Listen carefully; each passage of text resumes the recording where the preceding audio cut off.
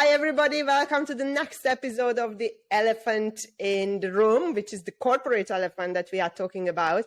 And today I have one of my favorite people in the world with me, Miguel. He is a hotelier. He used to be my boss back in 2009, 2010. And did you hire me in 2009? Yes, that's true. And he's still in hotel operation. He's running and managing several properties. So tell me a little bit about yourself, Miguel, just very briefly, whatever you want to share. Well, as you said, I've been working in hotels for many years. In 2009, I hired you. And we worked together for how long? Like 1.5 years or something like that, isn't it? Yes. You left me in December 2010. No, in November. November. Yeah, on the 5th of November, I remember. Anyway, after that venture, I don't know if we can say names of places here, can we? Or we shouldn't? Yes, we can, yeah. So, after that was in Hilton. After that, I went to another company that is much smaller, but it was quite big as well. It was a hotel with 833 rooms. I spent there like 2.5 years, and to be honest, it almost killed me. It was too big, and for the last 10 months when I was there, I didn't have a GM. I was operation manager, and I didn't have a GM. So basically, I was doing my job, probably lots of things that the GM was supposed to do, and it was sleep work. After that, I think I got traumatized. And I left hotels, I left hospitality for a while. So I went to work in one of the universities here in London. I was there for 2 years. It was, it was still operations, somehow a bit related to hospitality, but it was no hotels or anything like that. And I stayed there for 2 years. Then I went to a hospital as well. That probably was my least favorite job. I didn't like it that much, and probably the reason is because of the subject of this discussion. All the politics in the hospital that I didn't agree with, and to work in a place that you don't feel comfortable, then you decide to leave. And then 5 years ago, I joined the company that I'm working with now. Basically, they have lots of service apartments. They have 6 buildings in London, a total of over 700 apartments. And they have a hotel as well, and another hotel in Dublin. So, I started there in one of the apartments, then I went to the hotel, and then, now for the last 9 months or so, I'm managing all the apartments. So, it's a big job and quite busy, to be honest, after COVID and everything. Yeah, that's good. So London is always busy. That's my career in a nutshell. That's your career. Yes. Yep. So very much in the service industry, right? And this is exactly the elephant in the room today, maintaining the status quo. And we are really good at it in the hotel industry. You know what I remembered? I just came back from a walk. And do you remember Shika's finances office in 2009 and 2010? Papers on top of papers and on piles of papers. Guess what? 2022 here in Dubai is the same situation. You enter finance office and they are buried under papers. And I was thinking, and I actually made fun of them many times in the hotel. I'm like, one day we're not going to find these 2 finance clerks because they just, and we forget about them because under the paper, they will die and nobody will even notice. And I was thinking just now, this is the definition of maintaining the status quo. Don't tell me that there is, with the given technology that we have today, that it's not possible that we go paperless. Once I mentioned that to the finance director, I actually made fun of him. And I asked him, I'm like, when will be the time when I meet a finance director whose vision will be to revolutionize finance and get rid of these papers? And he said, you know what he said? Oh, it's audit. I'm like, this is bullshit. Because DHL, Aramex, all these companies, delivery, Amazon, they scan, they have to undergo audit, right? So this is the mentality, and it's everywhere. So I urge every hoteliers and everybody who works, look around and just see how much we maintain the status quo. Do you have an example? Well, you know that now that you say that, you remember when we were working together, when I was on holidays, I used to go to my office and clear all the papers. Yeah. Yes. Okay. So now you'll be surprised, because now I don't really have an office. I have a laptop and I go from building to building. I can go wherever. Yeah. And believe it or not, I don't have an office with papers and papers and papers. So things can change. Yeah. Obviously, absolutely, we do things with paper, and then basically what I do is like, let's say something that you need a signature, sign it, whatever, scan it, and then recycle the paper. That's how I do it now. Yeah. Is it hard? It was hard. Now I'm getting used to that. Yeah, you feel a bit more kind of free, that you don't have to, carry the papers or go through the papers looking for, what did I put it? Was it in this pile, this other pile? But yeah, I understand what you're saying. And sometimes you do it it's just a routine. It's not that you don't want to change things. Sometimes it's just the routine. Yeah. And sometimes I think it is also, as you said, like it might be the company that they want to do things this way. Yeah. Why?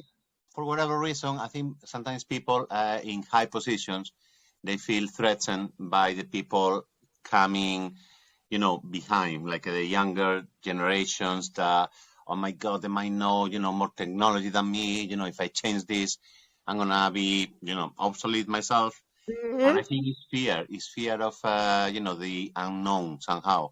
Yeah. And yeah, as you say, they want to keep the status quo, because who wants to, if you are in your 60s, let's say, who wants to lose the job? Because someone who is half your age might know, maybe no experience, but might have like a different knowledge that you don't have, and you feel threatened, isn't it?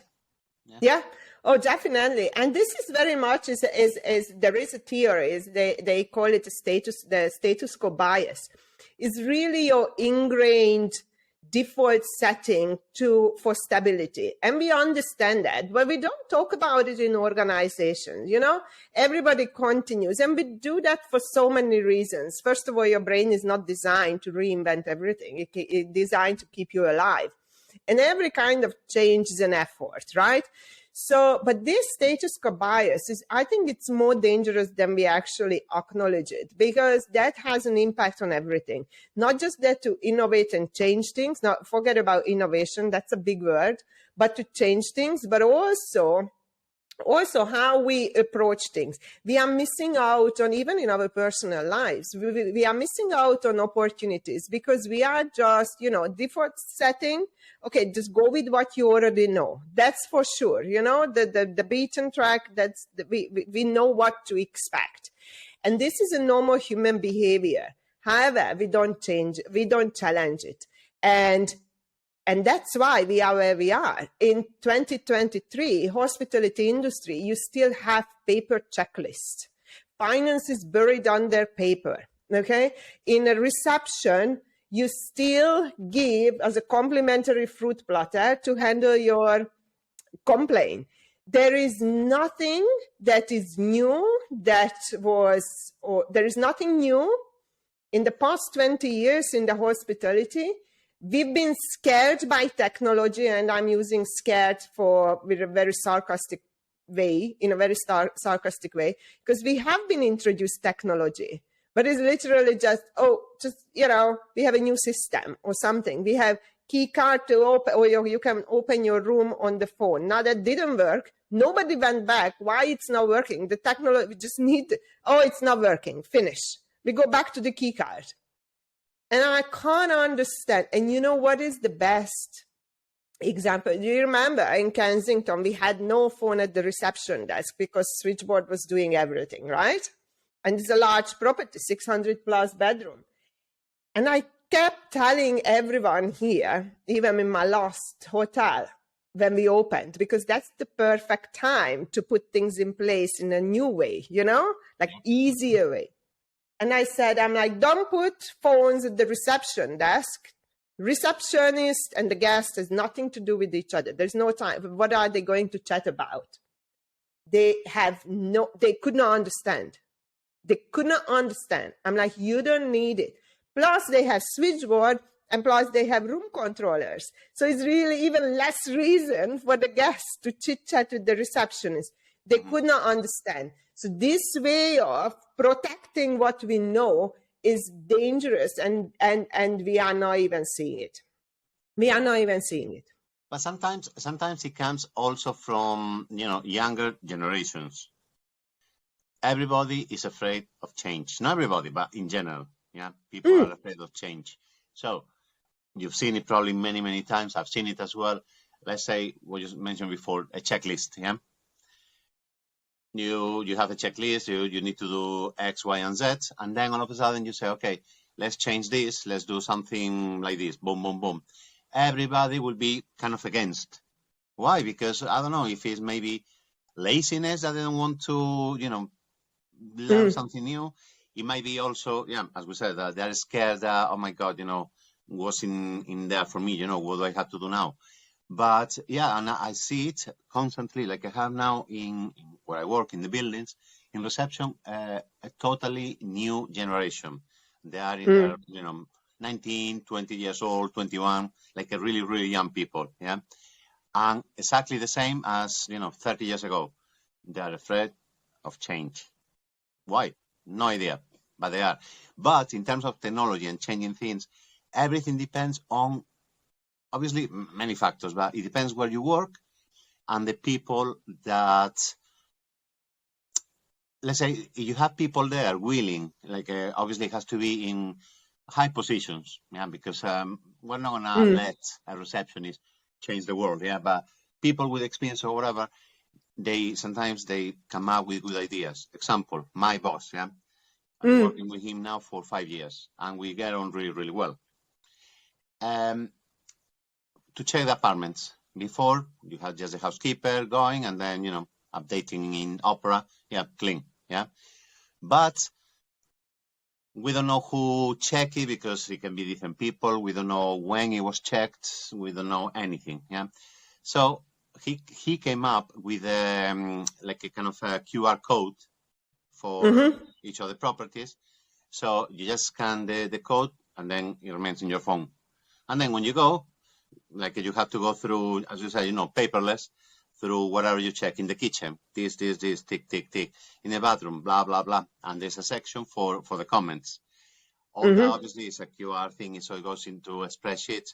I can say at any time, okay, apartment 19 was checked on the 25th at, 8 in the morning by Alina.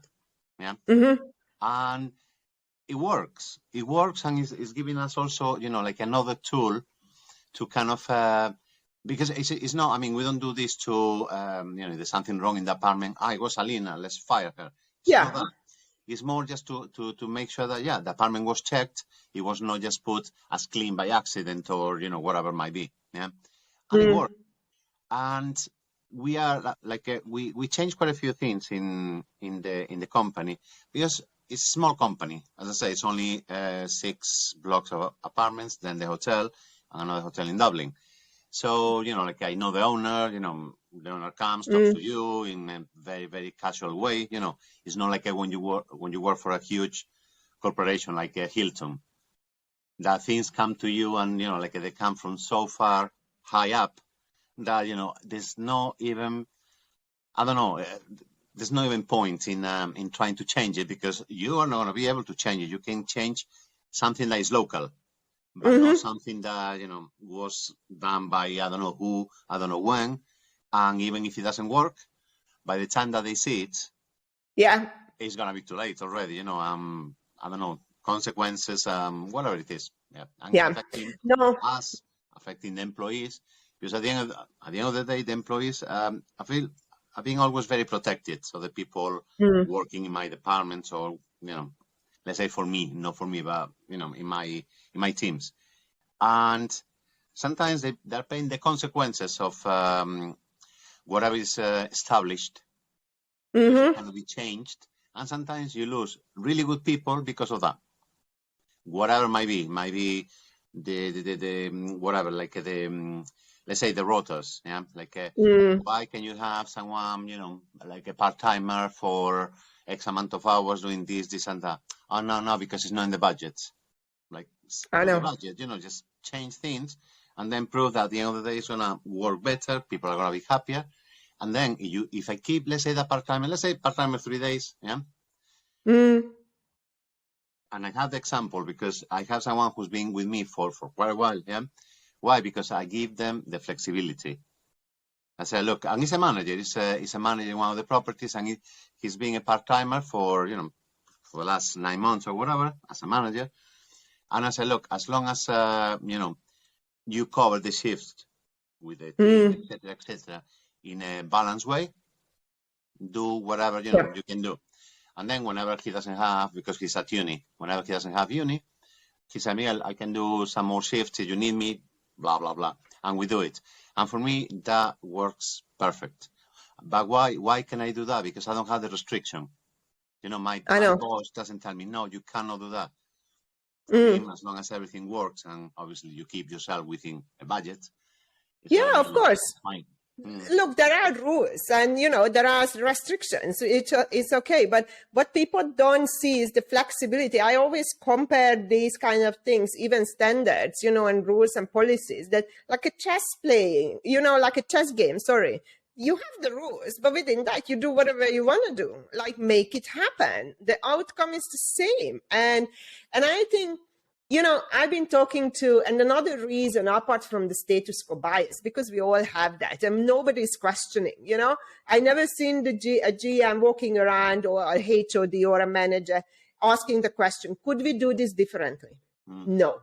It's the same with the same story, 20 years. You walk into a budget meeting or any kind of finance meeting, how can we cut costs? We never talked about how can we increase revenue. And I don't want to take part in this because I listen to it. And then they send out a red warning email, monitor your expenses. Because up until now, we, splashed out on cash. We've been always monitoring. Such a pleasure, to order paper, isn't it? I know. And this just sometimes, I find it so ridiculous. And the other part is, and a lot of our colleagues mention, and when I talk to people, that we have dinosaurs in this industry. We have dinosaurs with the old school mindset. Oh, I give you a very easy example. Never mind processes, because they can't see anything else, but this is it, It's worked for me for 40 years. Okay, lovely, but everything has changed in the past 40 years, so let's change things around. But the easiest is when I hate it when we mistreat the young generation. And I know that you like young people. I love young people. They are crazy, but, they bring such a great vision and different ways of thinking. But these old guys, they would say, old mentality. No, I'm not talking about age. I worked my ass really hard. I waited for this managerial role for 20 years. They need to do the same. I'm like, this is why everybody is leaving the industry. This is why and I had this conversation with senior leaders.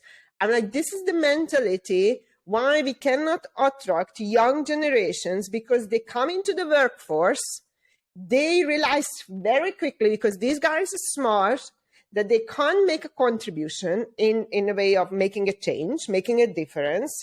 They start asking questions because they are not indoctrinated into our industry. This is the way of doing it. So they see things differently. They start questioning things, even working hours, and they are right. And instead of just stopping and saying, okay, let's listen to what they have to say, and maybe they could be right, and then we change things. We don't do that. That old dinosaurs mentality is killing the industry. Mm-hmm. No, I agree.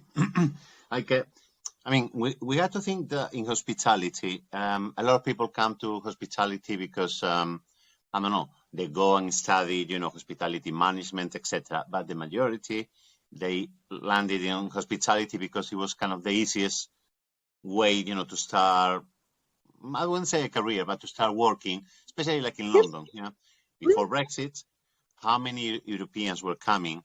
And obviously the English is not, in that level, they don't have experience, and we hire them in hotels.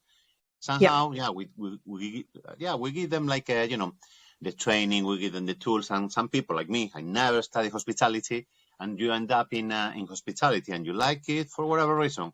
But things change, like here in the UK, as you know, after Brexit, things have changed a lot. And I can see the struggle of the companies, to adjust to all this new after Brexit reality. Yeah. Are they changing things? Some changes, but also I don't think they're changing things fast enough. And, you get caught into these new realities somehow that if you don't wake up and make changes, you're going to struggle. And eventually what happens? They will leave after 2 months because they don't want to do that, in those conditions. Whatever it might be, they don't agree with what's happening somehow. So it's like that. Of course. And the greatest disagreement that they have is the long working hours. And I had so many different arguments with leaders that, this is the hotel industry. We work 15 hours. I'm like, and how does it make you feel? Like you work 15 hours. Like, why do you have to put the next generation through that you already suffered? And then they say, but this is the industry. I'm like, no, the industry is what we make of it. If we want to change the industry, you want to change the hotel. I had my GM and I moved here from London because in the UK, you can't ask people to work overtime, because this is So for me, it's very clear, you work 8 to 4, that's 8 to 4. Here, you go on and it's just normal for everybody that you spend your life in the hotel. Yep. And so when I came here, I saw what is going on. And I told my staff, I'm going to go home on time because I don't want to see you here. I don't want to see you. You remember that we did pretty much the same in Kensington. Like, I don't want to see you here because what the hell are you doing? Do your job in a way that you can go home. And then there was a time that we had there was staff shortages, etc. And my GM, and I had an argument with him on a meeting, on a P&L meeting, because he said, get your staff working 12 hours. And I said, I'm not doing it. I'm like, first of all, are you paying for it? And for how long are we going to ask them to do overtime? Because that's not sustainable. And he says, well, ask them, everybody works here. I'm like, either you pay, but even that is just for a short period of time because humans are humans, or I'm not doing it. Yeah. And I had a fight with my GM. I'm like, I'm not going to ask my staff, when I kept saying in the past few months to go home on time. Now, sometimes you need to ask them to stay, but you know how we managed it over there. Within a week or 2 weeks, you clear it out, or within the same months, you clear it out, go home. And here they don't see that. And that is also pissing me off. And because I had so many staff, new joiners, young people, they left within a week because they said, I'm not working that crazy hours. But it's normal. Look, like now, it's normal. Now we started like a few months ago with a trial for reception to do 10 hours. Obviously, it would be 4 days a week instead of 8 hours, 5 days a week. Why? Because we are trying to see if, having more time off, which is, it's not more time because you work the same hours, but you have like 3 full days off. And also, you remember London, yeah? London is quite big. I have people that need to travel for over 1 hour to come to work. So, I think in the end, you save time, you save money, etc. And we're trying to see, if that will attract people. But what you said, there was this perception that, you work in hospitality, that's what you need to do. And it's not like that. And talking about Kensington, I remember, I don't know if it was before your times, maybe, once when I had to do, well, I have to do, it's not in my job description, but you feel responsible. They changed the VAT in the UK, yeah. And Excuse me, who did the night shift with you? No, Who changed the VAT? I know, but I did several ones. So that's the thing. So one of them, I don't know if you were there or not, but I remember the next day, yeah, going to the morning meeting after doing a all nighter, doing changing the VAT and making sure that everything kind of balanced, etc. And not even a thank you. Not even a thank you, which, again, a thank you doesn't pay your bills or whatever, but sometimes, like a bit of appreciation goes a long way. And somehow it was assumed that, well, it's your responsibility, you do it, yeah? And you also remember when we were in a situation with sickness or whatever, yeah? That all of a sudden someone was sick, someone had an accident, I don't remember what happened. And I remember you coming to me saying, okay, Miguel, I'm going to be at the desk. I'm going to sort this out. I'm going to go home. And I remember that day, I almost didn't see you at all. Yeah. And then around 8 o'clock, okay, reception is done. I'm going home. I said, wow, okay, that's it. And yeah, you take that responsibility, but also, I guess that you can say that I never kind of abuse you in that sense. And I never, as far as I know, I never did that to anyone. I've always been also, the type of manager that will make deals with the team. Yeah, like, okay, look, can you do this, blah, blah, blah, blah, and then, if you need something, I'll do it for you. And we have a common friend, who I'm talking about, yeah, who used to come to my desk, sit on the desk, and make deals with me. You remember? So, but it was someone that you could trust. Why? Because it works both ways. Yep. It doesn't matter how big of a manager you are, yeah, you need people to work. And exactly. If you make them kind of, like a big part of what you're doing, they will go for it. And that person, as you know, then she worked with me in 2 more places after that. Yeah. Yeah. So and that's it. No, this is what you need to do.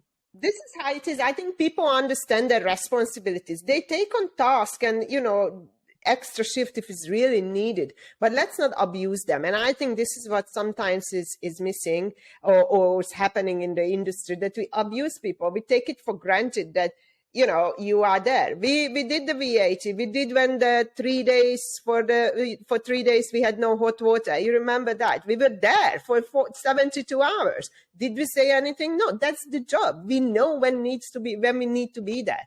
So allow us not to be there when it's not necessary. And I think this is also the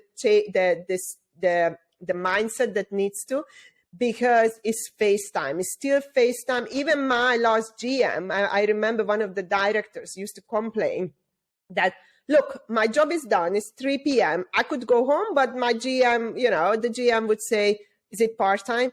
And she would be sitting at her desk between 3 to 6. Now, tell me, how is that helpful? Yeah, I know. Tell me, how is this helpful? And, because the GM is there all the time. Okay, lovely. Like, go and get a life and don't be there. You don't need to be there. You need to make sure that the hotel is running. Yeah. And I think we need to move away from that. And also this mind, and that is really one of my pet peeves really in hotels, that is mindless working, that especially operational people. Okay. Operation takes you on a journey. You step in and then it throws you out after your shift, in the evening. So you can always be involved with some silly things. But what leaders, managers don't understand, and I talk to managers during the trainings and leaders, that their job is not to be involved in the operation. Don't do the job. Like, we don't need the restaurant general manager folding napkins, okay? What we need the restaurant general manager and the leaders to step back and reevaluate things that we do constantly so it can get better. And now you can use the word innovation. I don't even want to go that far, but it's really sit down, step back and see what your staff is doing. And we don't do that. This mindless working, this is where I can identify who is actually a manager or a leader, because I expect them to work from afar. You know, for example, when you were the FOM, you never came to the desk and start checking in and checking out, because your job was to make sure that you had me. But your job was to make sure that you have stuff, even if it's your managers on the desk. But it doesn't matter. It's not your job to do it. And here I see sometimes, and it's in my book as well, that on LinkedIn and these kind of things, they drive me absolutely nuts. The old school mentality. Look at this. General manager of the hotel. Thanks God she resigned, she retired, I don't know what, but she's disappeared from the hotel industry. I know that. General manager post during a busy time in the hotel that she is helping housekeeping to clean the rooms. And she was applauded by the team. Everybody, thank you. Can you imagine Allison's cleaning the rooms? Okay. Everybody. And then she makes a LinkedIn post out of it. So I did not, obviously, you don't want to reply on LinkedIn to this kind, but I put it in my book that we are completely missing the point. She failed operation. She failed her staff. She failed to provide resources. And by jumping in, unexperienced to produce anything that is useful for operation, obviously in terms of cleaning a room, for a picture and for a LinkedIn post, and this is how she wanted to compensate. And this sometimes blows my mind how, I don't even know, this is not even old school. This is just in delusion that I'm doing my job. No, lovely, you failed to do the job, and this was your response. Yeah. So I don't know where we go wrong with this working mindlessly in these operations, but we also need to take a step back, learn to take a step back and change. But then, having said that, the next point is sometimes we don't know how to change. Well, look, for instance, going back to, I finish, all my things, but I cannot go because, my working hours don't finish until 5, yeah? Some jobs, you cannot really do it. Let's say you need someone reception to cover, the reception hours. They need to be there. It doesn't matter if the phone rings, if someone checks in or not. Yeah. You need that. However, some of the times, as you said, like a manager, because as a manager, you have maybe some kind of checklist of the things that you need to do. But no one told you about all these other things that you're going to be doing. All these complaints that came to you unexpectedly, or this, there's no water in the hotel, there's no electricity, whatever it might be. Yeah. So going to them, yeah. You said the mindset. The mindset is like you do 9 to 6. Yeah. And for me, it's like why 9? Yeah. For me, sometimes, I'm really, in that sense, I have flexibility. Yeah. But sometimes, for instance, New Year's Eve, I was working. Why? Did anyone ask me to work? Of course not. But you know how it is, everybody full, blah, blah, blah, all these things. So I wanted to be there and, as you said, in a position that I could oversee that everything was under control. And if something happened, to kind of, take it over and, help. But anyway, that day, I don't know what time I went home, but it was, I didn't check 5:59, 1, 2, 3, 6, I'm going. No. I finish, the same as sometimes if I need to be there 1 extra hour, I'm there 1 extra hour. Sometimes I start at 8. Why? Because I want to do X, Y, and Z, because at 9 I have the meeting. Yeah. You know what I hate? You said that you hate this kind of mentality when people do this and they don't do their jobs and then they think that they are fantastic. Yeah. I hate Mondays. Why?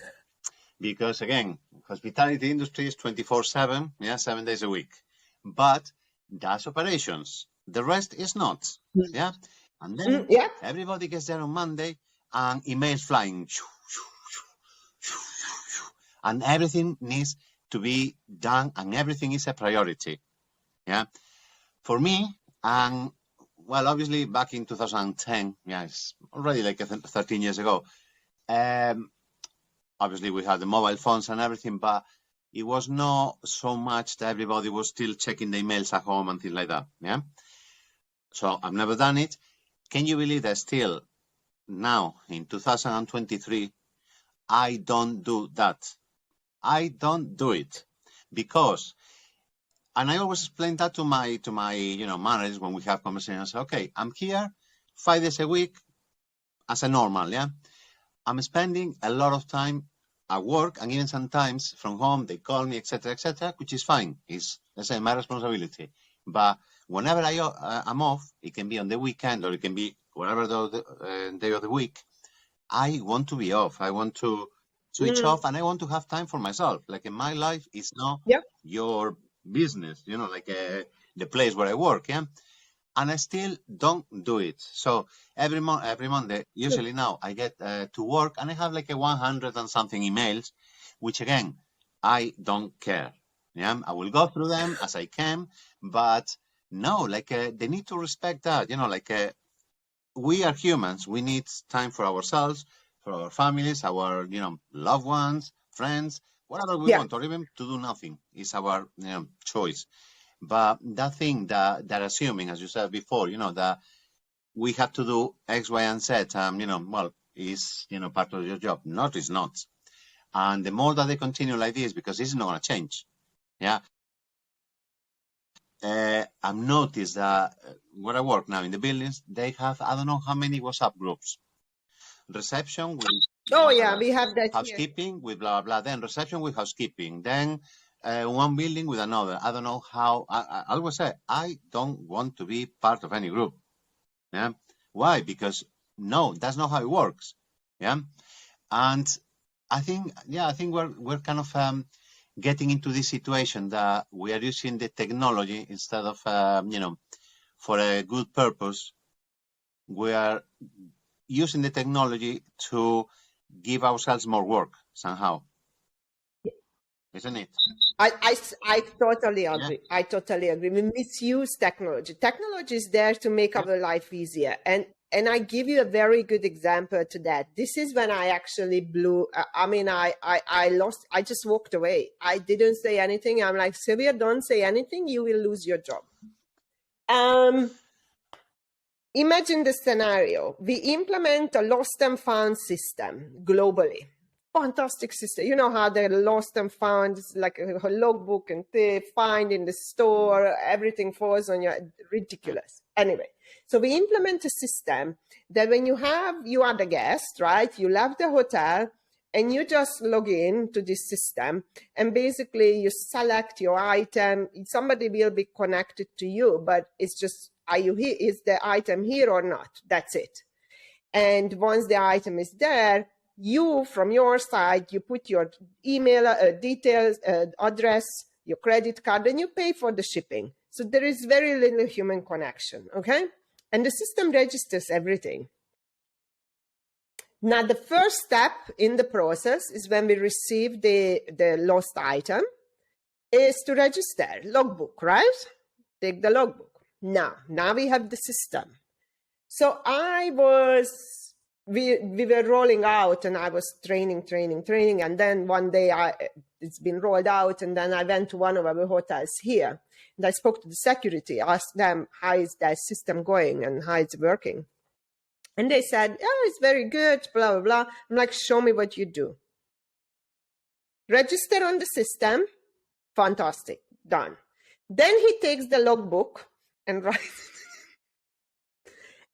it in the logbook. And I'm like, why do you, like, why? Hi. And he says, just in case. I'm like, just in case what? Imagine if we had the same mentality when reservation system, PMS, was introduced. We would still run a manual check-in and check-out as well, just in case. Or, putting the name. Yeah, of course. Yeah.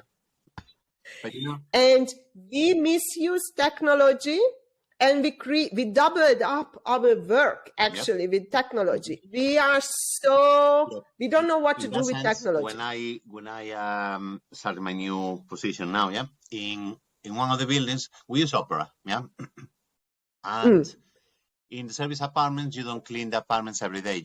It's a weekly cleaning, plus then the departures, etc., etc.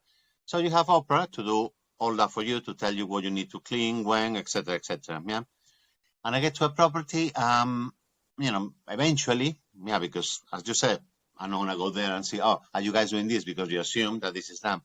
But one day I saw like a kind of a big notebook with numbers, like the date and the numbers, whatever, blah, blah. And I asked, I said, what is this?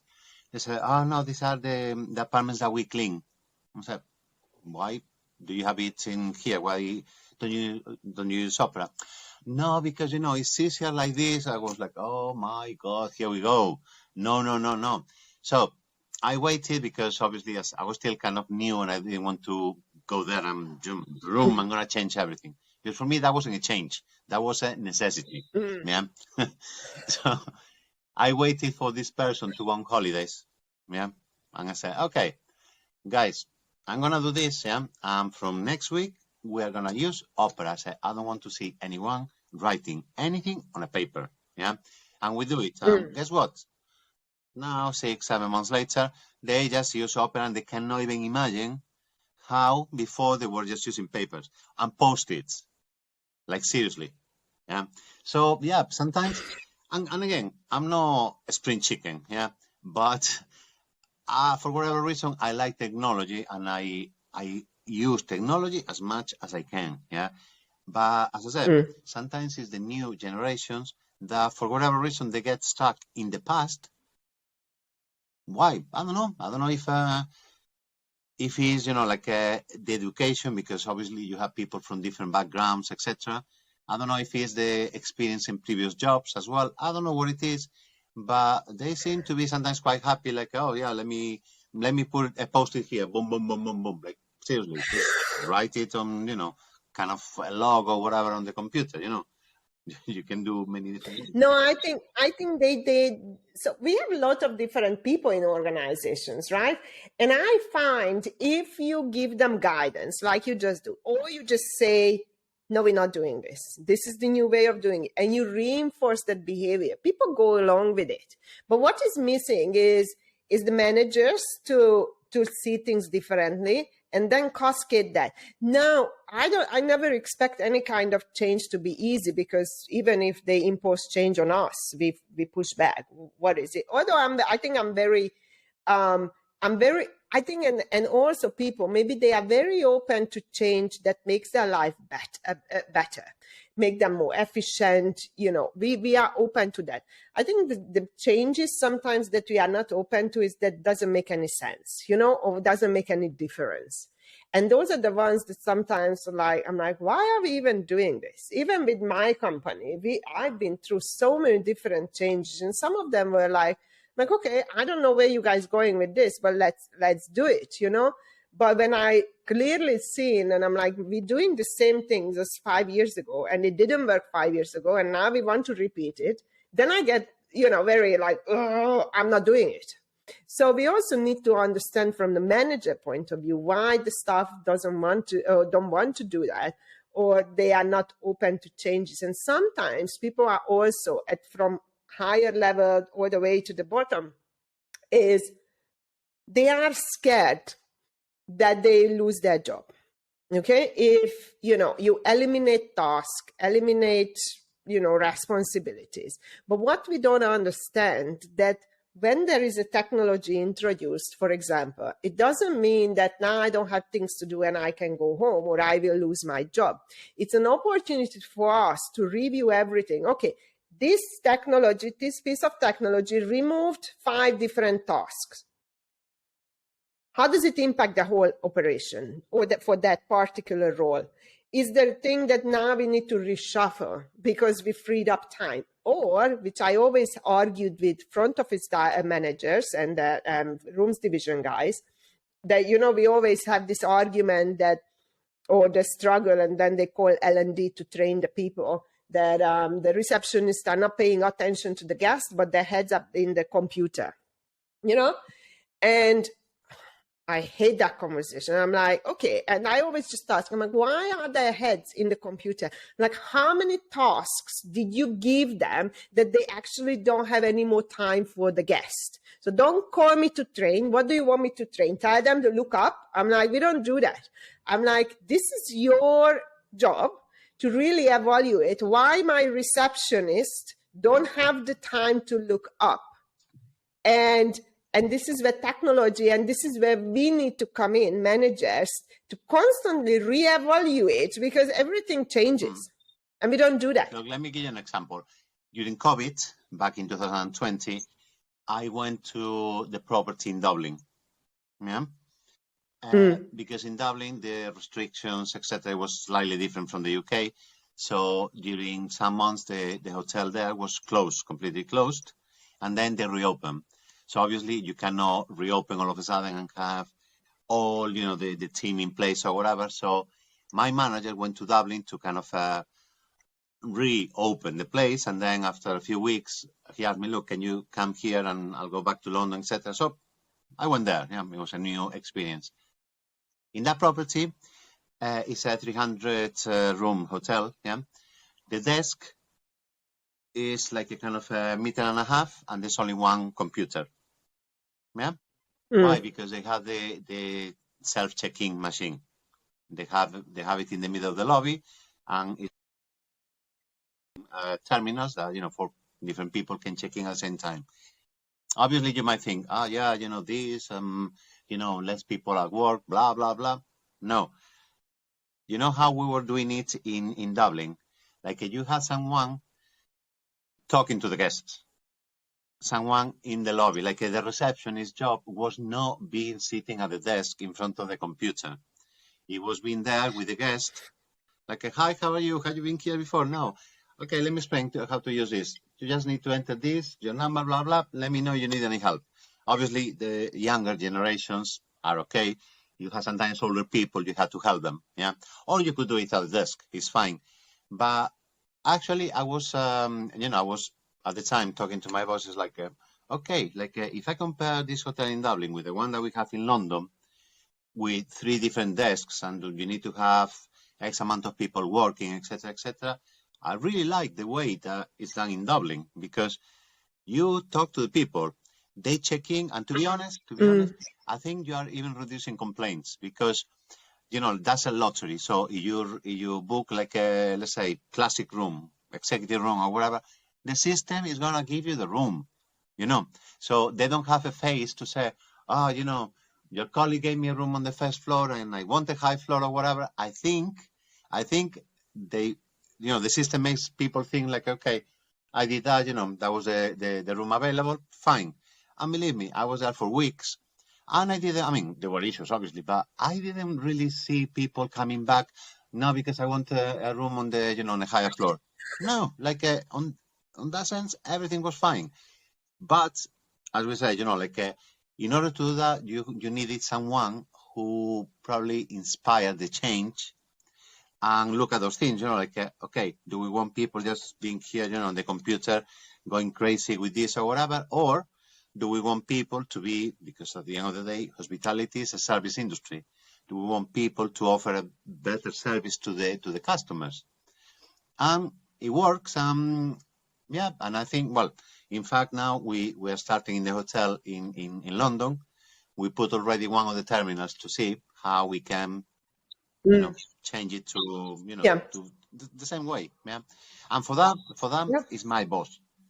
He, he's always like that. As you said, like thinking, okay, so why do we do this? Let's, question it, and then maybe there's no reason why we do this, so change it. Yeah. And he is like that, and, I don't have issues with him in that sense.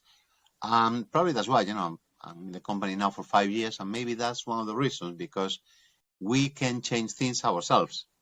Yeah. And even very with important. The guests, I remember a few years back, they wanted to redecorate the apartments, like a paint or whatever. The managing director, he was with me. He said, Miguel, if you could change things in the apartments, what would you change? I said, well, it depends. How much money do I have? Yeah. He said, no, just, simple things. We're not going to knock down the kitchens and change completely the kitchens or whatever, just to upgrade a little bit the apartments. One of the things I said at the time, I said, okay, we need smart TVs. Yeah. I said, we don't need, it's 5 years ago, so obviously the smart TVs were all over the place, but you know how it is with the TVs. Before you have a flat screen, maybe it's already like 10 years old, but still works. And probably the company is not going to change it unless it breaks or whatever. Yeah. So anyway, I mentioned the smart TVs. I said, look, we are paying Sky.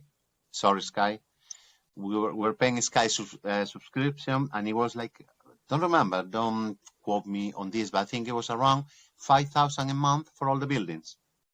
Yeah. How many TVs can you buy with £5,000? Quite a few. Yeah.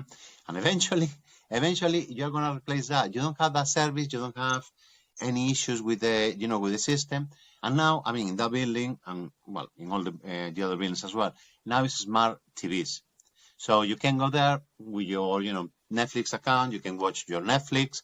You can watch YouTube. You can do whatever you want. Yeah.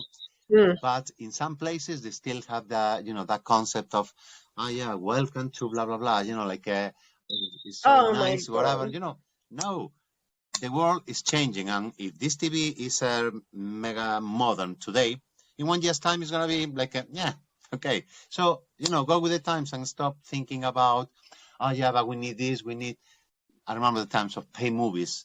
Like, why do you need pay movies now? You don't, so stop it and let people enjoy what they have. I like Netflix and you might like whatever, other things. So people needed technology. And another thing that I asked at the time, and I know that's a bit silly, but I wanted to have sockets with a USB charger. Reason being that a lot of people were coming from other countries and, the plug is different. So just with a USB cable, you can plug it in. So in the living room and in the bedroom, used to have a socket with a USB charger. Happy days. No more people coming to the desk. Do you have an adapter? Do you have this? Do you have that? No, I don't. So, do you remember that? At this adapter misery that we had to go through, and we were always missing and reconciling and telling and asking like to sign £1. Because it was like a waiver or whatever it was. Yeah. Ridiculous. So we need to find easier ways of doing it, but we are not thinking. And I think if we put this, and what is our response to get people thinking, which doesn't work, by the way. One thing I really, really hate, and hate is a strong word, but I'm going to use it, that we do, I'm very extreme. What I hate is committees. Committee is for, why we formed committees? Because the person who is responsible to do that job is not doing the job. So now we all need to gather together and then analyze why the job is not done. Just go and do your bloody job. So we don't need to waste our time every once a week or 2 weeks or once a month and sit together and talk. Yeah. Because those committee, I refused, I removed myself from all that. I'm like, you're not going to drag me into committee because there's no action. It's just everybody's talking. Now let's have that thought process, but this is not what I had in mind. We get a committee and everybody's recorded and all that, but nothing happens.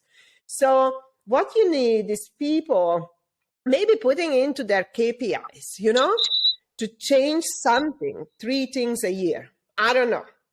Change 3 things a year, and we could have some guideline around it that is result in guest satisfaction, just to change, because then you can start training people. You don't even want to change. What you want to do is start training people to learn how to look at things differently, because there are so many. Like, I give you an example, Miguel, and I love Dubai because here we are.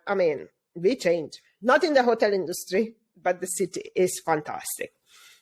So everybody, we have a lot of cars here. Everybody has a car, and then there's always always a queue at the petrol station, okay?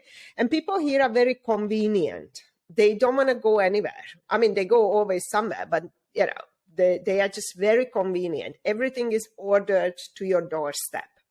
So they came up with, a few years ago now, they came up with the solution that they have a petrol car going around on your application. You can order it, and they refill your car in front of your house. You can order it between 2 and 4. I will be in the gym, come and refill my car over there. So traditional thinkers would be, oh, we need to build more petrol stations. Well, maybe that's not what we want. What we want is to have access to petrol. How else can we do that? And the same, I'm going back to a reception desk. This is also, there's something that we need to address in the hotel industry, because this reception desk, I mean, come on. How long are we going to maintain that status quo? I hate it. You can literally, technology allows you to check in anywhere. You know, you can go to the moon and check in from there. No, we like to have this barrier, printer. I'm like, what are we doing to people? And of course, you welcome these young generations into the hotel industry where they still struggle with the printer. We never sorted out the printer misery. And what they find is 1956, and they are already in 2023. They run away. So, and one more thing, I sent you something yesterday and I really found it interesting. How the status quo bias can also, managers, listen up to this one, how it can also influence your way of hiring. I don't know if you read what I sent you yesterday. These are case studies from Wharton University. And somebody said it to me yesterday. I made a recording with one of the GMs, and he said he went for an interview and they were asking him questions, and he felt that he was kind of forced to say what they wanted to hear. And the status quo biases can exactly do the same, that you hire the person out of all your candidates who are the least, who is likely to, the least likely to disrupt your status quo. How dangerous is that? But I mean, it's true, you know. Like, and I think, you know, when we started this conversation, it all goes down to fear.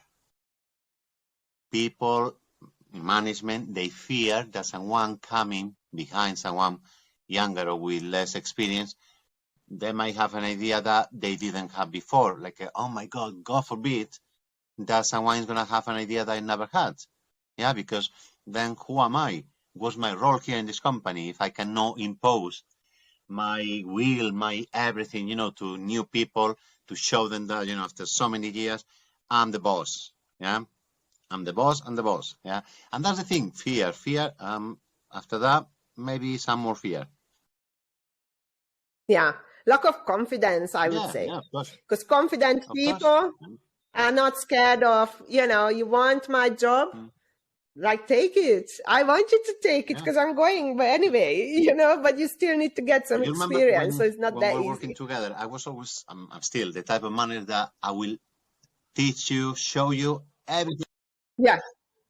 And I always tell the guys, if you all do, you know, what in theory I'm supposed to do, I'll show you. Please do it. You know, like, I'm happy. I'll be the happiest person not having to do this. Yeah. So come to me. You want to learn? I will teach you for free. Yeah, I will let you do whatever you can do for me. I'll be happy. Yeah, I've never been the type of manager. No, you know, it's only me who knows how to do this. Of course, no. Like, what happens if I die tomorrow? The company will still continue. They'll survive. They'll be successful. But it's that thing, you know, that is me. I'm special. No, we are not. We are special to ourselves. None of us. No. None of us are special. And this is like the the fear, and knowledge is power. And that mentality also pisses me off. And you know what? I think you groomed me well, because I did the same approach after that to all of my stuff. And even in my last job, I always kept banging to the manager, train your staff to the level that you are at. Like, they make your life so easy. You keep them motivated. I'm like, why are you holding information back? I'm like, give it. There's nothing secret in the hotel industry. I'm like, what, related to operation? I'm like, why are you holding back? Oh no, because he can't do, we'll mess it up. I'm like, great. That's why you are there, to tidy it up. But the person will learn. I hate that mentality. Teach everyone for everything that you know. You can only win. Yeah.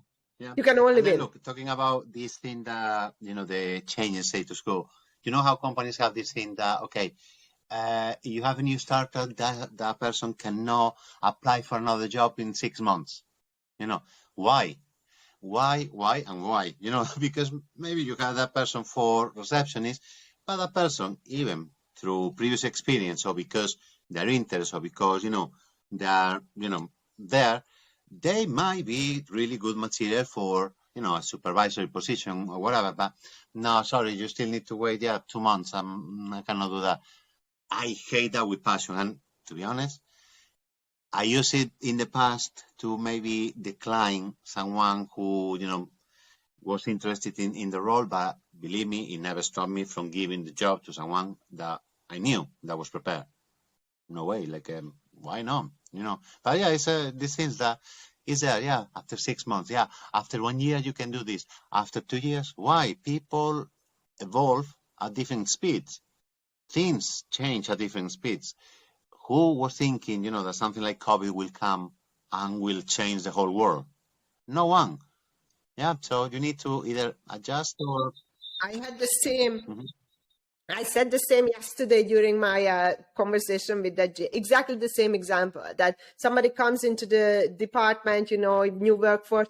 Oh, I don't like F&B. Can I move to? And if you really see that that person is just really not the fit, why not? Why are you losing? Oh no, after 1 year, after 6 months. And HR does that. And that all, I hate it. And you know what we are, and maybe we can close with that. And you know what is that we are really also very dinosaur mindset is the salary grades. The salary grades, Jesus Lord, we need to reinvent. Now, I don't have the recipe, but these bands, we're not paying off the performance. Everybody gets the same. You have a little bit of, leeway here and there. And I have a very good, I have a colleague who is a F&B guy, and he's very creative, very, very flexible. These are the people we need to create changes. And he's been saying something, and even I dismissed him a year ago, probably, because we were talking, and he's at corporate level. And he comes up with really crazy ideas. Like, first I'm like, we can't do this. But then I start thinking about, I'm like, maybe we could do that, So he said that maybe in the hotel industry, especially in lifestyle properties, where F&B makes 50% of our revenue. It's not like you have a dodgy, shabby restaurant all day dining that everybody hates and nobody wants to go there, only used for breakfast. In lifestyle hotels, we make 40 to 50%, sometimes 60% of the total revenue. So the focus is very different. And he said, because they keep having conversations and arguments with finance and HR, this is the salary, this is the salary, this is. But when we treat F&B as a standalone restaurant, because that's the market that we want to compete, you cannot pay half of what standalone restaurants are paying, right? So, and he proposed it instead of arguing, because you are never going to convince traditional hotelier, HR, and finance. Maybe F&B in such a large properties and with different, like 7 different F&B outlets, we need to separate HR and finance for F&B. And you know what? Today I can see that. Last year when he said that, I'm like, okay, he's crazy again with the ideas. But I like to listen to him because he challenges me, like sometimes I'm just, how do you even come up with that craziness? But today it started to make sense to me that we cannot pay the same. There is no motivation in there. HR always comes, oh no, HR needs to go as it is, because, you know, HR is living before the First World War. Okay, that's the practices that we are doing, and HR needs to change. And finance and HR should not be running the show. I don't know. I can't remember now in London. Probably it wasn't the case. I can't remember. But here it's pretty much, you know, finance is running the show, because finance will go, we can't do this. We can't afford training. We can't invest in FMB. Get out. You are a support department. You're supposed to support, and HR as well, support operations so they can make money to pay your salary. But somehow here, the roles are reversed, and finance is literally telling operation what they can and cannot do. And there are massive fights, and we need to separate that. Yep. No, I agree. Yep, I totally agree. But I think probably that would be the subject for another conversation, much longer conversation. Definitely. Well, thank you so much. It's been my pleasure. It's definitely been a pleasure. Thank you, Miguel. I'm gonna go and do something exactly the same as yesterday. Yeah. No. Status Quo Bias. Careful. Okay, careful. listen, take care and thank you. Yep.